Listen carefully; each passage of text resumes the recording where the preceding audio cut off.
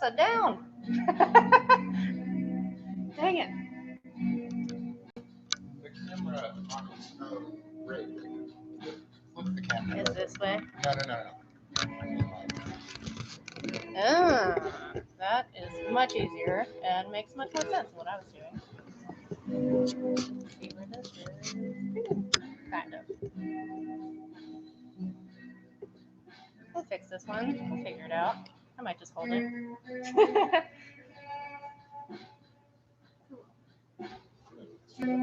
What? Okay.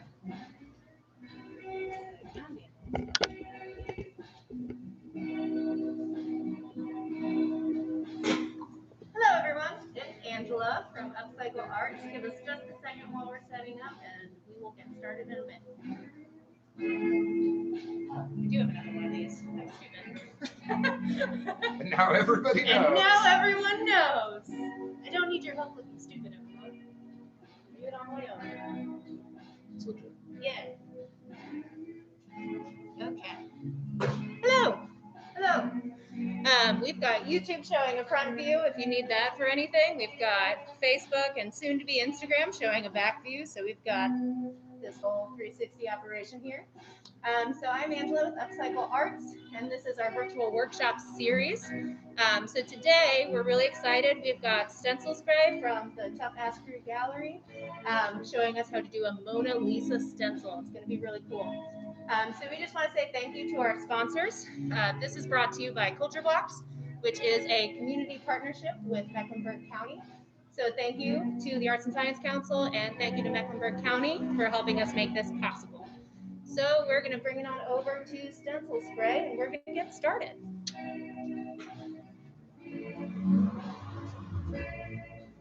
Thank you, Angela. Hello, everybody. Facebook over here and YouTube over here, and eventually Instagram over there behind me. So happy to be here in my own gallery to show you some stuff. So if you came and got a kit on Tuesday, you already have all of the supplies. Is there a place that if they don't have these, they can print them or not? If you don't have these, you can blow up the picture on Upcycled Arts post and cut it out real quick. But probably not even that, because I don't think both layers are there. So if you don't have these already, you're just going to learn how to do it and probably not cut along with us. So you should also have a recyclable piece of cardboard, non-corrugated. I like soda boxes, beer boxes, because they're strong gauge cardboard, but they're not, they don't have those wavy lines, the corrugate that makes the stencil kind of rough around the edges. So use the lines that are already in the box to tear it apart. Right along the seam there. We're going to use these two sides of yonder box to make the two layers of the stencil. So if you've already got these, if you've got some kind of glue, Elmer's, rubber cement, something like that, that's great. If not, tape them to your box pieces. But I have this really super fancy spray adhesive because, you know, only the best. And I might not be able to get this cap on it. Always aim your caps away from your face, even if they're not firing. And always have more caps, which you probably don't if you got the test kit.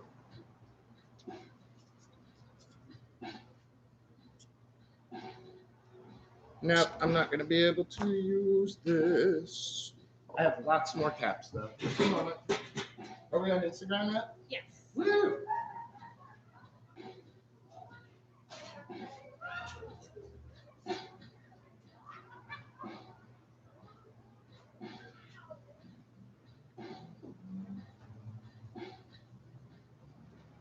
We have someone from Germany watching. Hey. I wonder if it's one of the sticker guys. Jumo SNH. Some strong sticker people out there. I just grabbed a different can because we got it like that.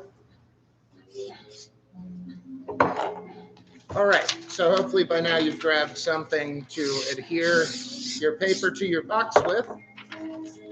And if anybody can't hear me, Angela, just let me know. Will do. I'll do the labs first questions. Cool. We're going to do the red layer first.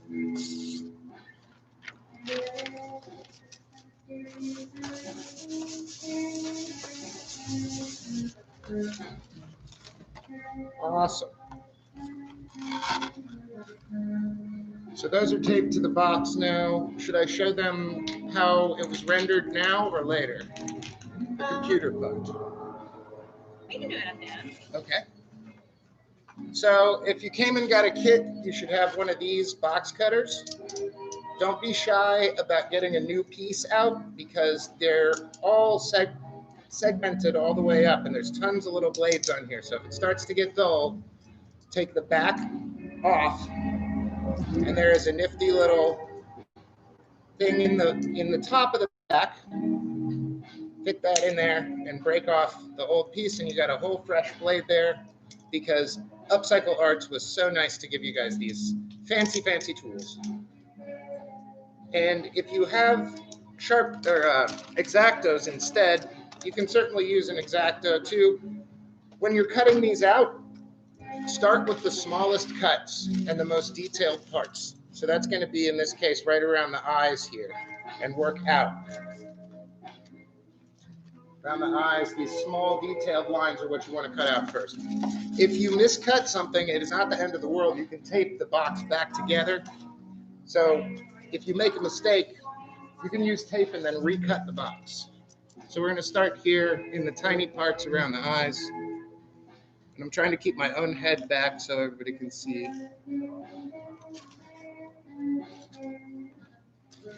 You should have also gotten a cutting mat in your kit, so remember not to do this straight into your dining room table.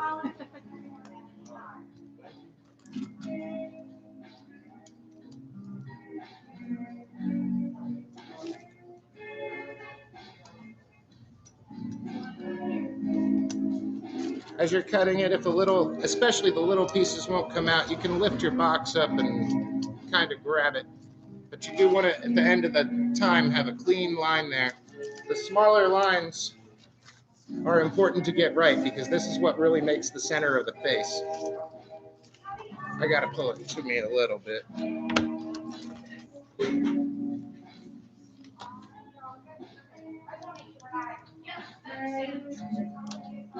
So see there, I went well over the edge of the eye, but that's okay because this line isn't going to come out in the stencil. I don't know if the camera's going to pick that up on white.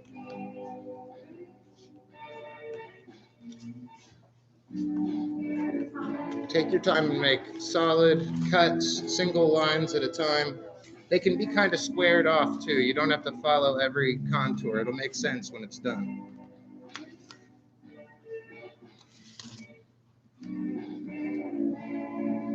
Any questions, Angela? Cool.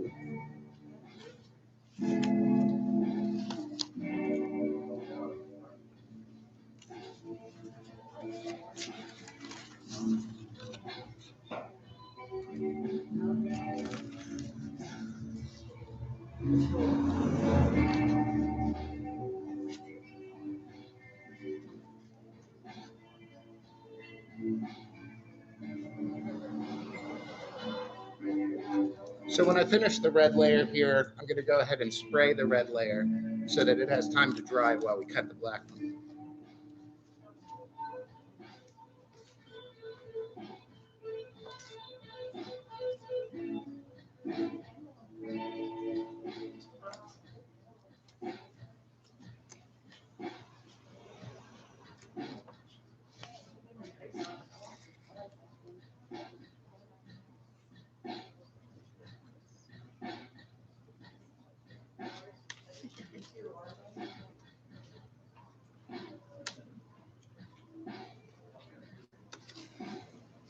Remember to take your time while you do this. You do not have to go fast just because I go fast. You can also stop in between, shake up your cans of spray paint. If you got them in from us specifically, make sure you shake those up a lot because those are fresh new cans of spray paint. Oh, cool, you're making a stencil. Yes, sir, we are recording something.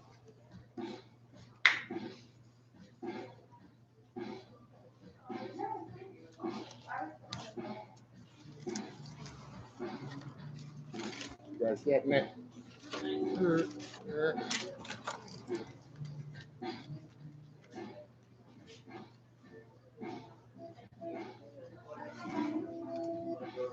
Okay, so you see I'm just kind of working out smaller lines around the eyes and then out from the face. It's easier to start in the inside because the rest of the box is going to hold together for you. If you start around the edges, you're more likely to tear your box on the inside.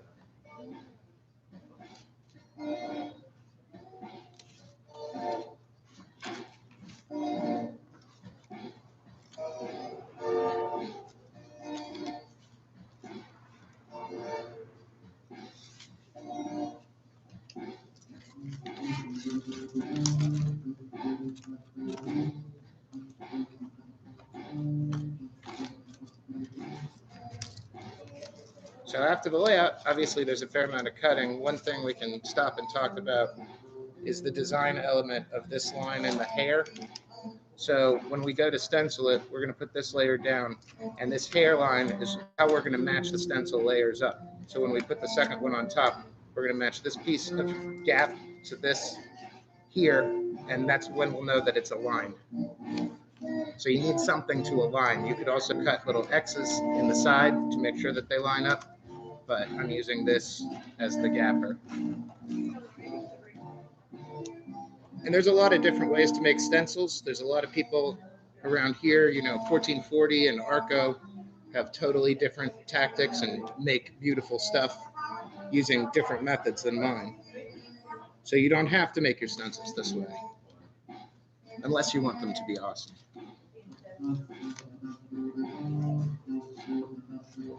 And the back layer, you'll notice, is thicker in general. So when you're designing these, your back layer is the thick, less definition. The front layer is where you get all your detail. So the back layer is also typically the easier one to cut out. So if you're already having trouble, I'm sorry.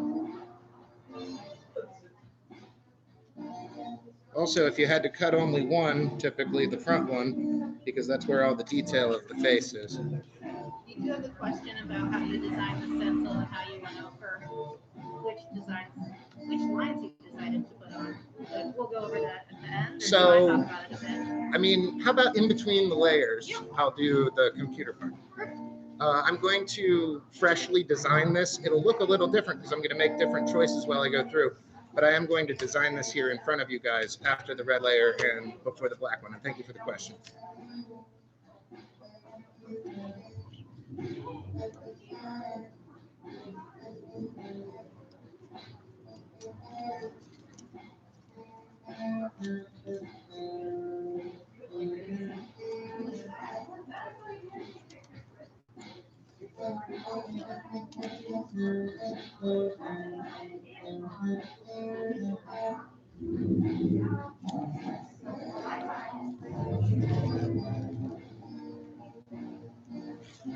Be careful when you're removing your sections that you're really cut through, or else you're going to end up with rips and tears, particularly around more intricate spots.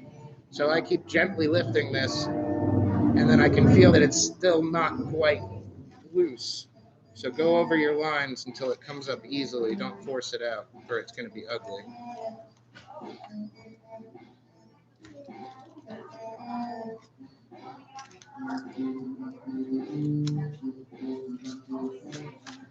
If I'd pulled a little harder there, I would have ripped through that part of the face. And again, you can fix that with tape and then just cut through the tape again.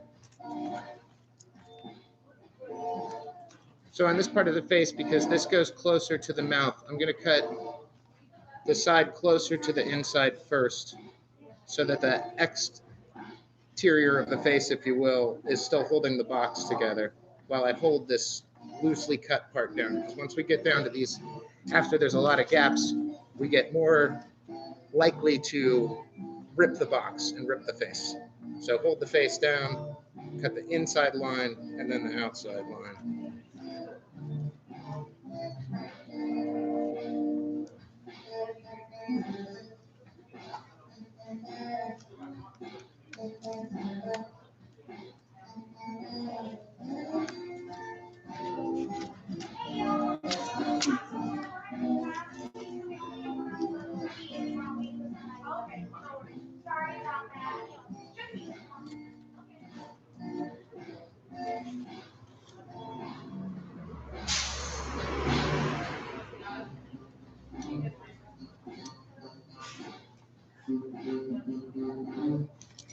Okay, we almost got the face here. If anybody is playing along at home, make sure you tag me at StencilSpray. I want to see how yours came out. Got someone who can't hear you. Music in the background noise. Let's see if they can turn the music. They cannot because it's a street performer. The music is exterior to here. That is coming in from outside. I will try to talk more towards the Facebook camera for you and tell me if that is better.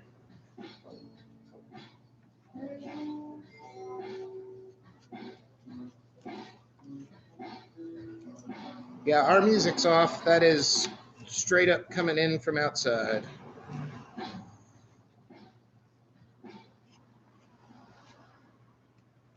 But he is in between songs.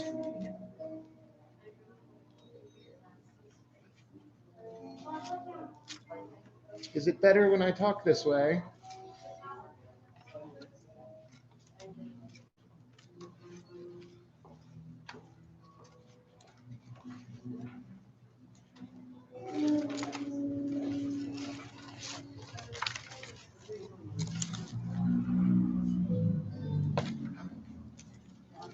Almost done with the red layer, and then we'll do some graphic layout.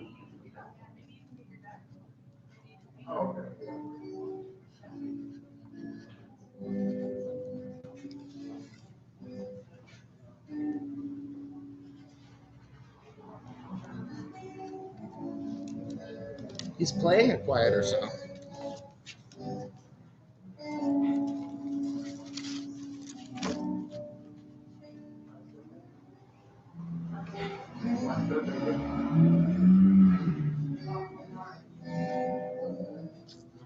Again, take your time while you're doing this. You don't have to make these big sweeping turn cuts. You can do each line by itself. You do not have to keep pace. Or maybe you're much faster than me and you're already done with this layer and wondering what the hell's taking me so long. Slightly better.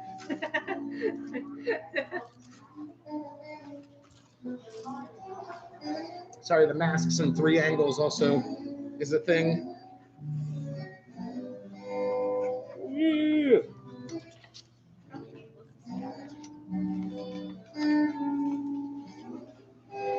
I will also try to project my voice. I can move it here by the Instagram camera if it's easier since you're talking forward. I mean, that's probably the one getting the least action. Yeah. Where are most people watching? Yeah, Facebook. Give Facebook the business then. Although I am about to do this, so set them up for.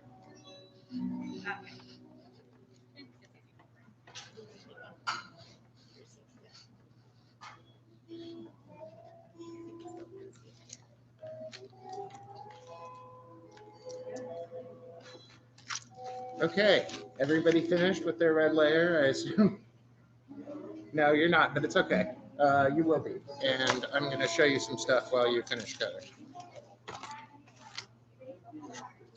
Do you want me to try to drag this a little closer? Yeah.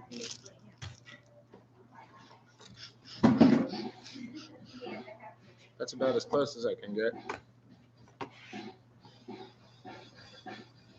YouTube too. Can YouTube see? Probably not.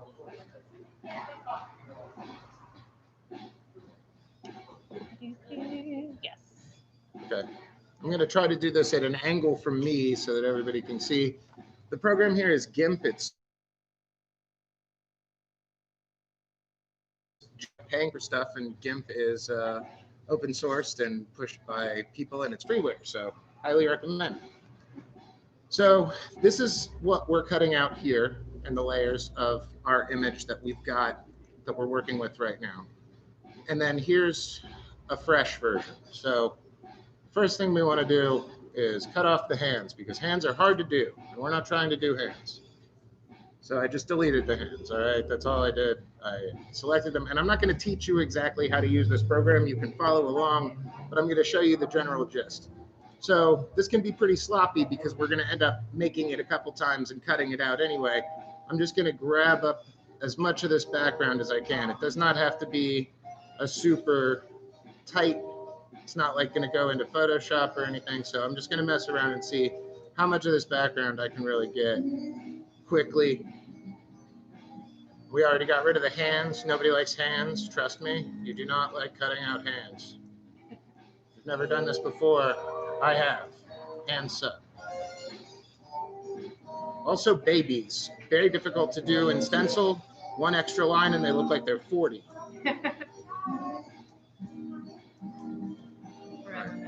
We only go down to the neckline and the one we've got, so that's going to be about there. Awesome.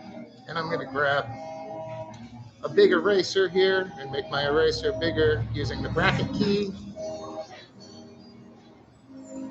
And remove more background. Again, it can be real sloppy because we're basically going to be making this up at the end. Great, so now we got a sloppy cutout of the Mona Lisa here. And now I'm going to go and jack the contrast way up. So brightness, contrast, and I'm going to bring up the contrast until I start to reveal what I'm going to use for these two layers. So jacking with that,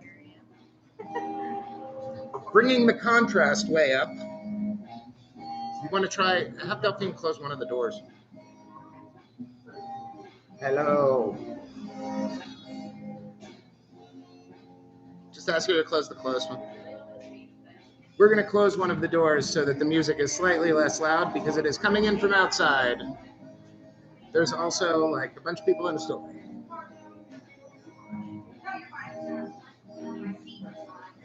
Okay, meanwhile, what I am trying to do, that's a little better. All right, hopefully you can hear a little bit better. I'm talking pretty loud and the cameras are really close to me.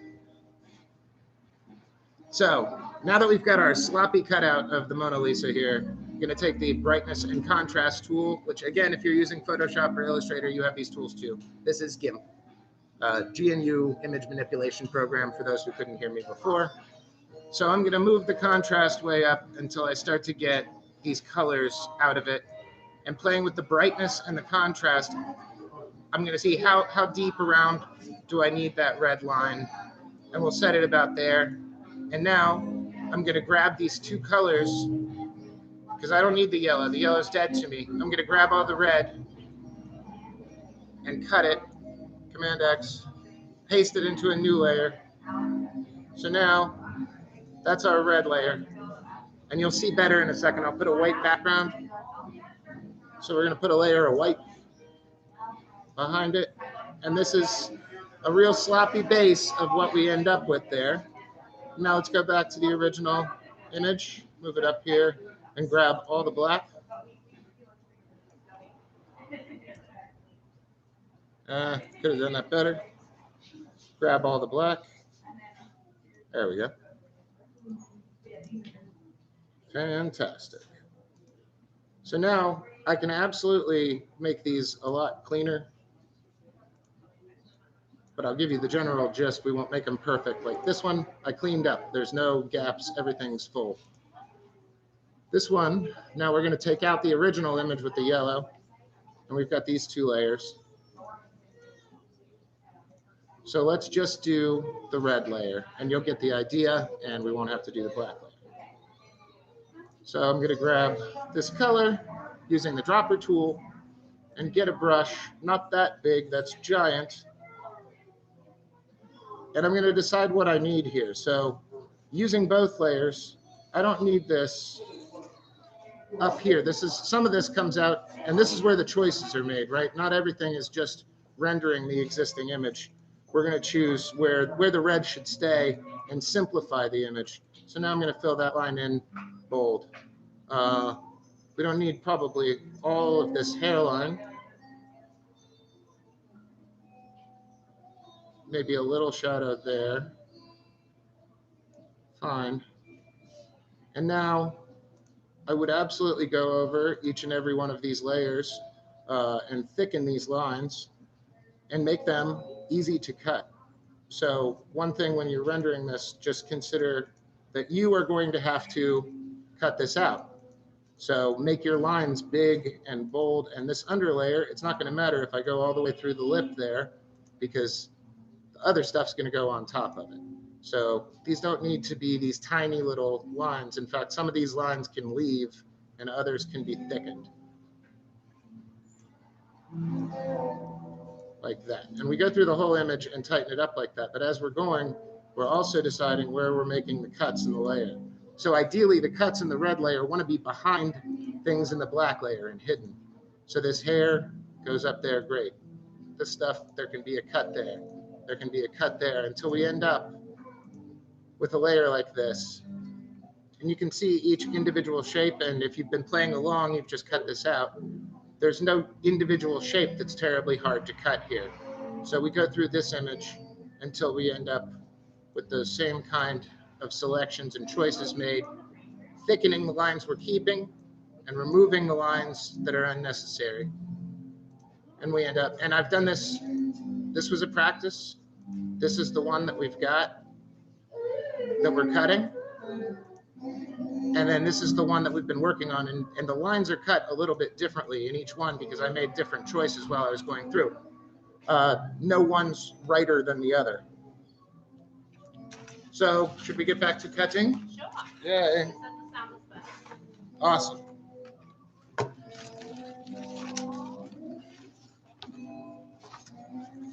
Okay, you want to give YouTube back the view? Woo, just in time. Roller coaster. Enjoy the ride, YouTube. See, that one's 3D, guys. You're really missing out not being on the YouTube screen. Okay, so again, and if you're just tuning in, we want to start with the tiniest lines and move out. So this one only has a few lines, and they are smaller than the lines in the other layer because this one's going to go on top and cover it up. And I did say I was going to go ahead and spray the red layer, but I lied because we repositioned the cameras and I don't feel like it. So deal with it. We're cutting this one. Some of these around the eyes, the way that they are and the size, you don't have to cut these exactly. Like right here, I'm probably going to make two different cuts that don't touch. Make this eye and this and not actually cut through that. So make it easy on yourself. Get as much detail as you can, but if you're like, I can't cut that small, then don't worry about it.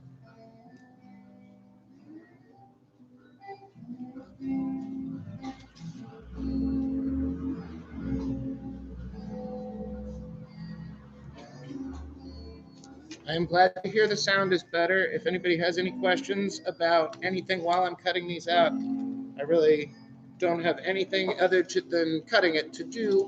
So just tell me. And that includes you, Angela, if you're curious about something. How do you decide what images you want to make a stencil out of? They pick me. I like things that are recognizable but kind of forgotten in pop culture. That's one of the reasons that I, even before the Free Britney trend, I was really into the bald Britney because everybody remembers, but nobody really thinks about it. And I like people to see something and go, I remember that.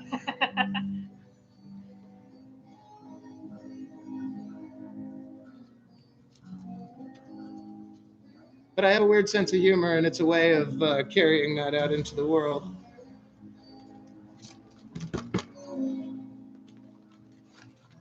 Make sure around these that even though they're tiny, that they are clean. Like I've got little pieces of box hanging in here that I really don't want. Oh, like in the corners? It'll be almost impossible for the camera to pick up, but just go through and remove any hanging little bits of fuzz. Sometimes in the corner, sometimes right in the middle of a fine line. Huh. And then again, with this layout and as small as it is, I'm going to cut this as one thing. I'm not going to cut this as two separate things. It's not going to bring much to the image anyway.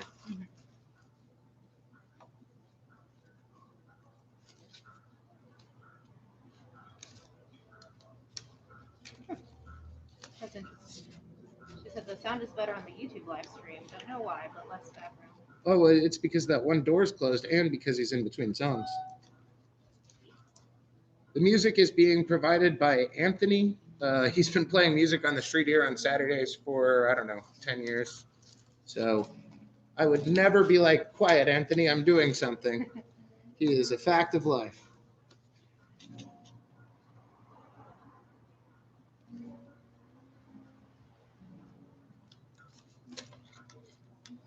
After the eyes in this one and the nose and mouth, the hair is going to be really easy to do.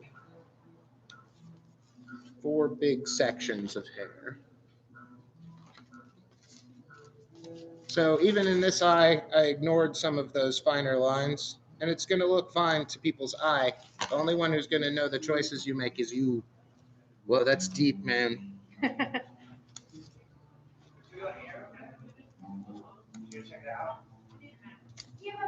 Oh, yeah. I did that.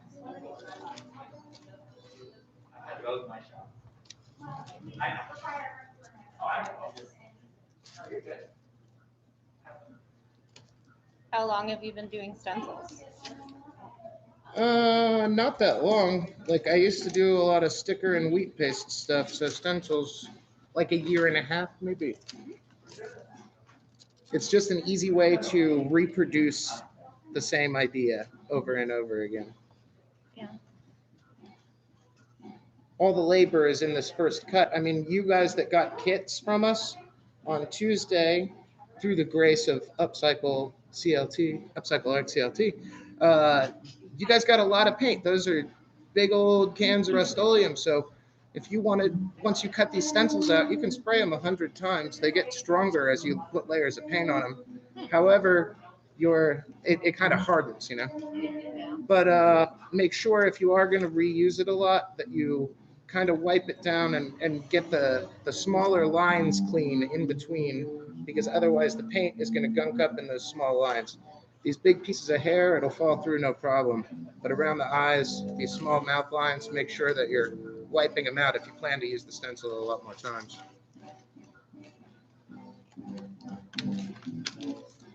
Oh, there's only 3 pieces of hair. I was really easy on you guys. Made my friend Trent Glass a stencil of Fauci during the summer. And the deal was I made it for him for nothing, but he had to cut it out. So I just did the layout.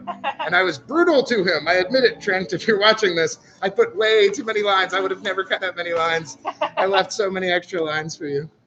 But it was funny, and you did a good job.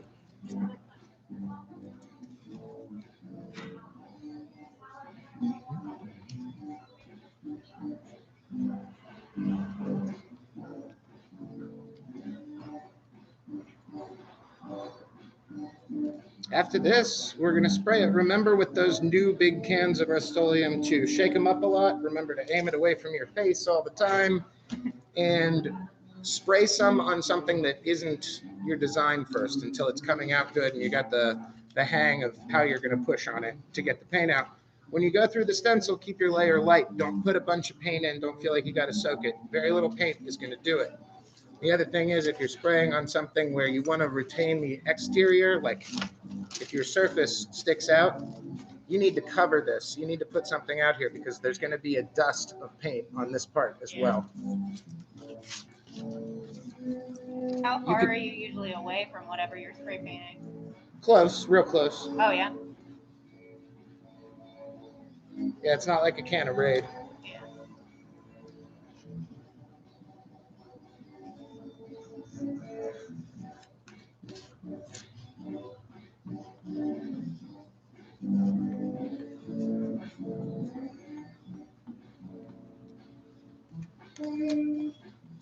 All right, we're almost ready to spray it.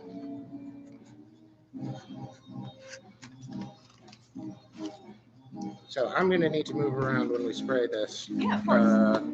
You want to reposition. I'm going to be here. Okay. That'll be actually pretty easy. Everything.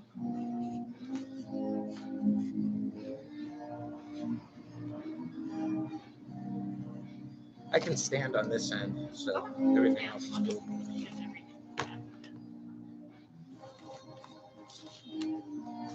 Is anybody at home having trouble? Almost phoned it in there, guys. Remember to cut those lines really tight. I almost pulled a bunch of box off and made it really yucky. Get sloppy at the end.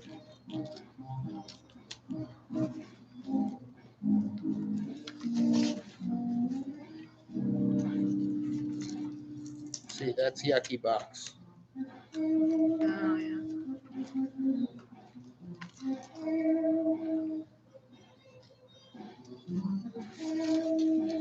Woo.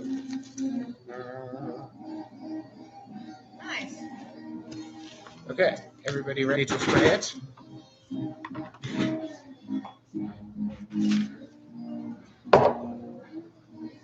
So I already have this recycled box.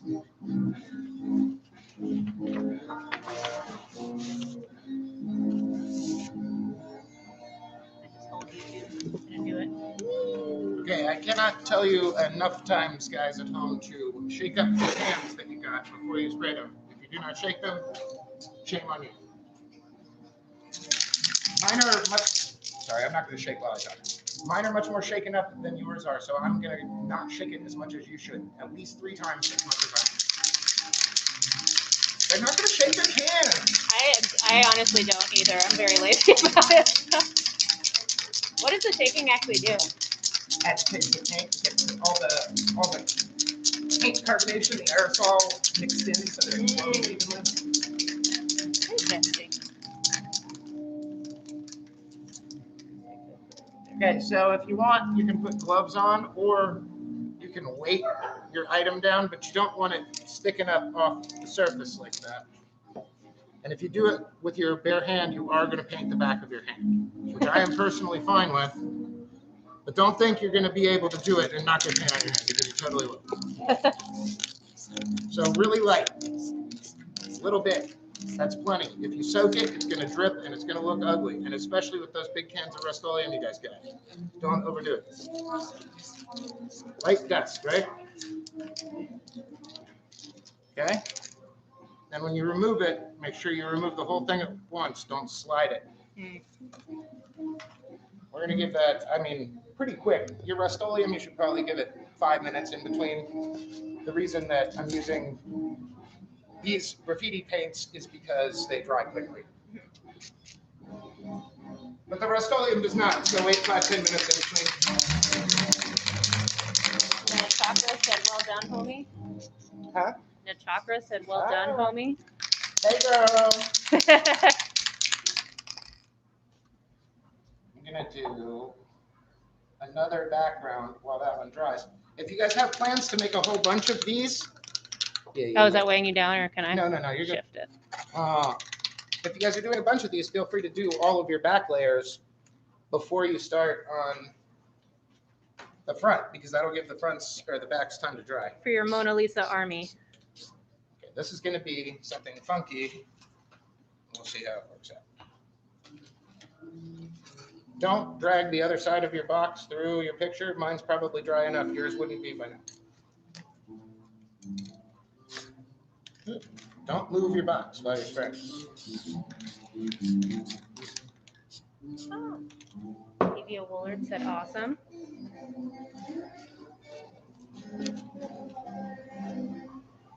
Okay, so again, if you're doing this at home, I'd wait a little while longer on the front layer. Now, if you're just joining, this is new to you, but if you're not, it's recap. This little T in the hair is there on purpose to line up our second layer with this T. So the top of her hairline there, this is a design, not an accident. That's not just a regular cut. That's going to align the whole picture. Nice. So, just like that. You can check with the eyes, make sure that the eyes are looking like they're where they should be, which they are.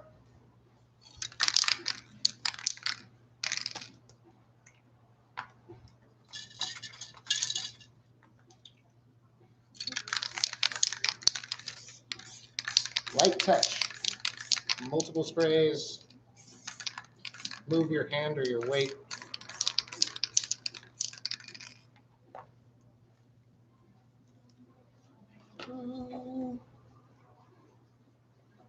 Looking good. I bet yours looks just like that. You all did a great job. So this one over here is a Rust-Oleum paint, and it's actually a UV paint. But whereas the other one was already dry, this is still wet a little bit, but I'm going to go ahead and spray on it anyway. It won't be hard to see once I do what I'm going to do with it for the fancy finale. So again, aligning with the T at the top of the hair, check your eyes. Or if you're spraying something that's doesn't have eyes, just your central objects, your finer lines. Oh, cool. Okay, now.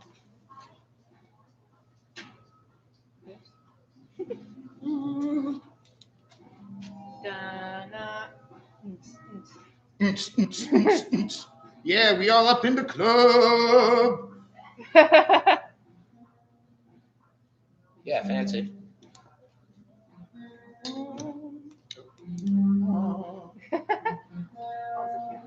That was awesome. And hopefully everybody had fun and learned a lot. Thank you again to Upcycle Arts CLT and Angela specifically for coming and doing this with us. And I think, is Arco doing that? Yes. Arco, we got Arco doing the next one, Woo. February 6th. Yes. Bang. Damn, I'm good. Hello. Thank you all for joining us. You'll be able to rewatch this. I will also post the YouTube video on Facebook for those who thought the Facebook one was hard to hear. Our next workshop is February 6th with Arco, which we're really excited about. And thank you so much. Please find us, follow us, donate if you liked the workshop. And we will see you February 6th. Have a good one. Slowly, awkwardly turn all of these off.